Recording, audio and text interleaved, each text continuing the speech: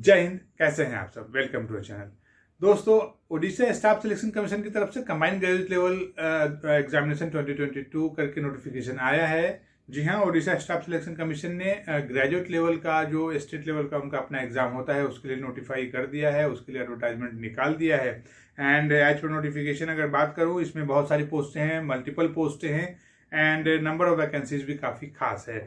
अगर इसमें पोस्टों की बात करूँ तो उसमें जो पोस्ट हैं उसमें असिस्टेंट सीटी एंड जीएसटी ऑफिसर है, ऑडिटर है, हैंडीक्राफ्ट प्रमोशन ऑफिसर है, उसके बाद ग्राम पंचायत एक्सटेंशन ऑफिसर है, इसके अलावा इंस्पेक्टर ऑफ कोऑपरेटिव सोसाइटी है, जूनियर एम्प्लॉयमेंट ऑफिसर है, जूनियर असिस्टेंट है, जूनियर क्लर्क है और भी बहुत सारी पोस्टें हैं।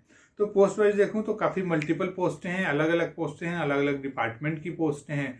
और इसमें अगर आपका सिलेक्शन होता है तो आपको उड़ीसा स्टेट के इन सारे डिपार्टमेंट, इन सारे पोस्टों पर काम करना होगा। तो वैसे सभी मेरे दोस्त जो आफ्टर ग्रेजुएशन अगर वो प्रिपरेशन कर रहे हैं एग्जाम की और ग्रेजुएट लेवल के किसी भी एग्जाम की तैयारी करते हों, चाहे वो एसएससी सीजीएल की तैयारी करते हों या फिर जो स्टेट लेवल का अपना ग्रेजुएट लेवल का एग्जाम होता है, जैसे बीएसएससी लेती है ग्रेजुएट लेवल का एग्जाम, जैसे उड़ीसा एसएससी लेती है और भी सारे स्टेट्स जो लेते हैं ग्रेजुएट लेवल के एग्जाम का। तो अगर आप उसकी तैयारी करते हैं, आप सभी के लिए ये एक अच्छा मौका है, अच्छी अपॉर्चुनिटी है। तो चलिए दोस्तों, विदाउट वेस्टिंग टाइम इस नोटिफिकेशन को डिटेल में जानते हैं, कंप्लीट जानते हैं। बस उससे पहले आप सभी मेरे दोस्तों से एक बार रिक्वेस्ट करता हूं कि अगर अभी तक आपने चैनल को सब्सक्राइब नहीं किया तो प्लीज चैनल को सब्सक्राइब कर लीजिएगा, वीडियो को लाइक एंड शेयर कीजिएगा। इस नोटिफिकेशन का जो पीडीएफ लिंक है और इसका जो अप्लाई लिंक है डिस्क्रिप्शन में दिया हुआ है। आप पहले डिस्क्रिप्शन में जाइए, अच्छे से नोटिफिकेशन को गो थ्रू होइए। अगर आपको लगे कि वो एलिजिबल, फिर आपको इसके लिए अप्लाई करना चाहिए। एंड दोस्तों, अगर आपको इस नोटिफिकेशन में कुछ भी डाउट या कन्फ्यूजन हो तो प्लीज़ कमेंट बॉक्स में जाइए और अपना कमेंट वहाँ पे कर सकते हैं। मैं यहाँ पे हूँ आपके सारे क्वेरी का आंसर देने के लिए। तो चलिए दोस्तों, इस वीडियो को शुरू करते हैं। Start the video. दोस्तों, अगर सबसे पहले इसके एप्लीकेशन स्टार्ट डेट की बात करूँ तो ये 11 नवंबर 2022 ऑलरेडी स्टार्ट हो चुका है और इसकी जो एप्लीकेशन की लास्ट डेट है वो 10 दिसंबर 2022 है। 10 दिसंबर 2022 तक आप इसके लिए लास्ट अप्लाई कर सकते हैं।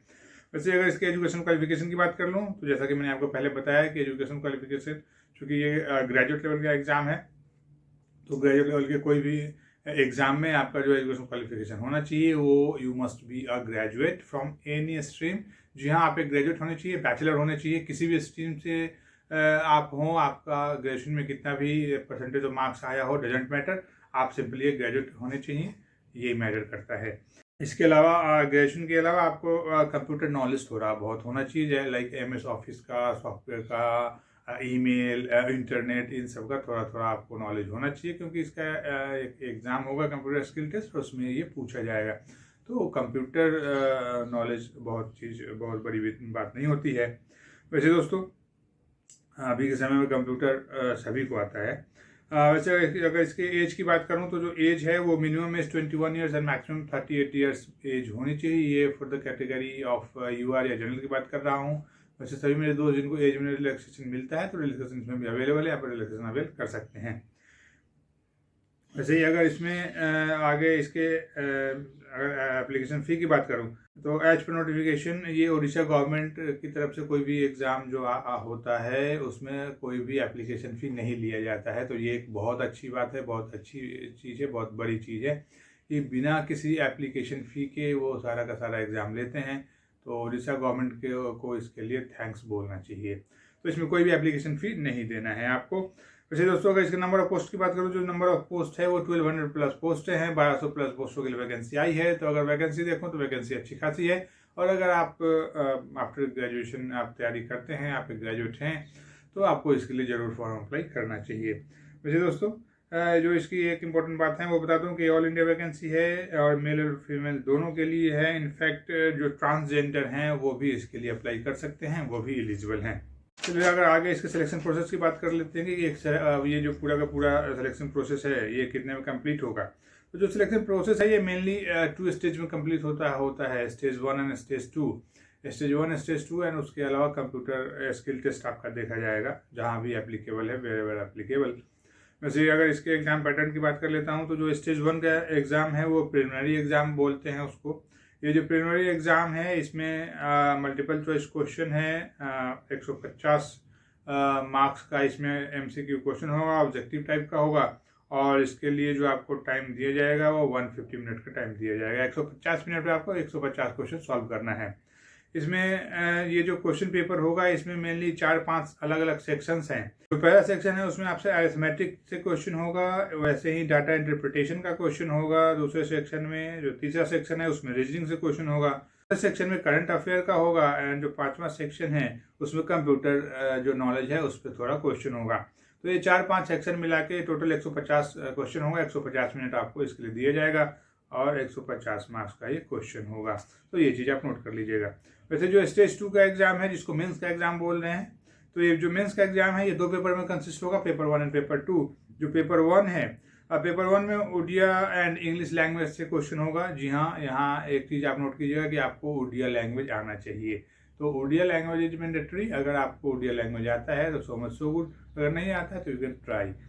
तो उड़िया लैंग्वेज है पेपर 1 एंड पेपर 1 में उड़िया लैंग्वेज एंड इंग्लिश का क्वेश्चन होगा और पेपर 2 है उसमें जनरल स्टडी का क्वेश्चन होगा। जो पेपर 1 होगा वो 2.5 घंटे का होगा, इसके लिए आपको 100 मार्क्स मिलेगा। और जो पेपर 2 है वो भी 2.5 घंटे का होगा और इसके लिए भी आपको 100 मार्क्स दिया जाएगा। इसमें एक इम्पॉर्टेंट बात बता दूं कि ये जो क्वेश्चंस होंगे वो objective type and short answer writing के क्वेश्चन होंगे। क्वेश्चन लॉन्ग राइटिंग के नहीं होंगे, ऑब्जेक्टिव टाइप का होगा और शॉर्ट आपको उसका आंसर देना होगा। ये पेन पेपर मोड का क्वेश्चन ये एग्जाम होगा, तो ये चीज़ आप नोट कर लीजिएगा। वैसे ही जो इसमें ऑडिटर हैं, ऑडिटर के लिए एक एग्ज़ाम रखा जाएगा। जैसे आप प्रिलिमिनरी क्वालिफाई कर लेते हैं तो मेंस के टाइम आपको पेपर 1 पेपर 2 देना होगा, उसी के टाइम आपको मैथमेटिक्स का एक टेस्ट देना होगा जो कि सिर्फ ऑडिटर के लिए है। और उसके अलावा जो कंप्यूटर स्किल टेस्ट है वो ऑडिटर हो गया या फिर इंस्पेक्टर ऑफ सप्लाई या फिर जूनियर असिस्टेंट या जूनियर क्लर्क की पोस्टों के लिए आपको कंप्यूटर स्किल टेस्ट भी देना होगा। तो ये चीज़ आप नोट कर लीजिएगा। इसमें एक चीज़ है कि नेगेटिव मार्किंग है, तो नेगेटिव मार्किंग वाले एग्जाम में आपको अटैम्प्ट लेने से बचना चाहिए और आपको अटैम्प्ट नहीं लेना चाहिए, क्योंकि नेगेटिव मार्किंग से क्या होता है कि जब बहुत ज़्यादा अटैम्प्ट लेने से नेगेटिव मार्किंग आपका ज़्यादा हो जाएगा, फिर आपका सिलेक्शन होने के चांसेस काफ़ी कम हो जाते हैं। तो नेगेटिव मार्किंग वाले एग्जाम में नेगेटिव मार्किंग से बचिएगा। वैसे दोस्तों आगे जो इसका है, जब आप पेपर 1 है स्टेज 1 और स्टेज 2 मतलब प्रिलिमिनरी और मेंस एग्जाम क्वालिफाई कर लेते हैं, स्किल टेस्ट क्वालिफाई कर लेते हैं, फिर आपका मेरिट लिस्ट बनेगा। और मेरिट लिस्ट जो बनेगा ये purely on the basis of marks obtained in mains examination only. जी हाँ, अगर आपने मेंस में कितना मार्क्स ऑब्टेन किया है इसी के बेस पे आपको शॉर्टलिस्ट किया जाएगा, आपका मेरिट बनेगा। तो मेंस काफ़ी इंपॉर्टेंट हो जाता है, तो मेंस पे आपको ज़्यादा फोकस करना है। वैसे ही जो मेन एग्जामिनेशन है उसके अगर सिलेबस की बात करूँ तो जो मेन एग्जाम का जो पेपर 1 है, पेपर 1 में आपका उड़िया लैंग्वेज कॉम्प्रीहेंशन का क्वेश्चन होगा जो कि 10th लेवल का होगा। इंग्लिश लैंग्वेज कॉम्प्रीहेंशन से क्वेश्चन होगा। प्रेसी राइटिंग होगा जिसमें उड़िया एंड इंग्लिश लैंग्वेज पे होगा, उसको प्रेसी राइटिंग मतलब उसको शॉर्ट करके आपको लिखना होगा।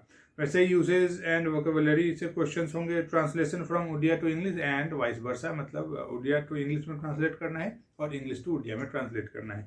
तो ये चीज़ आप नोट कर लीजिएगा। वैसे जो पेपर 2 है, पेपर 2 में मेनली जनरल स्टडीज़ के ऊपर क्वेश्चंस होते हैं। जो जनरल स्टडीज़ का क्वेश्चन मतलब जो इंडियन हिस्ट्री, इंडियन जोग्राफी, उसके अलावा जो भी करंट अफेयर्स है, उसके बाद world economy, world geography, world history और जो ये सारे क्वेश्चंस होंगे, तो ये आपको फोकस करना चाहिए और इसी के ऊपर क्वेश्चंस पूछे जाएंगे। तो ये चीज़ आप नोट कर लीजिएगा। उसके अलावा दोस्तों अगर इसके सैलरी की बात करूँ तो सैलरीज आर वेरी गुड। ये जो सैलरी है ये एज पर जो स्टेट उनका अपना पे लेवल होता है या पे स्ट्रक्चर होता है, उसके हिसाब से लेवल 9 टू लेवल 4 या लेवल 4 टू लेवल 9 के बीच में ये सारे सब पोस्टों के लिए, क्योंकि मल्टीपल पोस्ट हैं तो इनका जो लेवल है वो पे स्केल का वो लेवल 9 से लेके नीचे लेवल 4 तक की पोस्ट हैं इसमें। तो पे वाइज देखूँ तो पे आपको काफ़ी अच्छी खासी सैलरी मिलेगी, तो सैलरी काफ़ी अच्छी है। तो दोस्तों उड़ीसा स्टाफ सिलेक्शन कमीशन के इस नोटिफिकेशन की जो भी इंपॉर्टेंट बातें थी वो सारी बातें मैंने आपको बता दी हैं। अगर आपको कुछ भी पूछना हो इस नोटिफिकेशन पे, कुछ भी डाउट हो, तो please leave your comment in the comment box. वैसे दोस्तों अगर इस नोटिफिकेशन को अगर आपको गो थ्रू होना है, इस नोटिफिकेशन के ऑफिशियल पेज को देखना है, तो मेरे डिस्क्रिप्शन में जाइए, वहाँ पे इसका नोटिफिकेशन का जो PDF लिंक है और इसका जो अप्लाई लिंक है दोनों दिया हुआ है। आप पहले नोटिफिकेशन को अच्छे से गो थ्रू होइए, फिर जाके वहाँ पे अप्लाई कीजिए। चलिए दोस्तों, उड़ीसा स्टाफ सिलेक्शन कमीशन के इस नोटिफिकेशन की जो भी बातें थी वो सारी बातें मैंने आपको बता दी है। आई होप आपको ये थोड़ा सा इन्फॉर्मेटिव लगा होगा, थोड़ा सा समझ में आया होगा, थोड़ा सा इंटरेस्टिंग लगा होगा। अगर थोड़ा सा भी आपको इन्फॉर्मेटिव लगा तो प्लीज़ चैनल को सब्सक्राइब कर लीजिएगा, वीडियोज़ को लाइक एंड शेयर कीजिएगा, ताकि ऐसी इंपॉर्टेंट वैकेंसी जो होती है गवर्नमेंट की वो मैं आप तक ईजिली पहुँचा पाऊँ। तो दोस्तों चलिए मिलता हूँ किसी दूसरे वीडियो में किसी नई वैकेंसी के साथ। तब तक के लिए जय हिंद।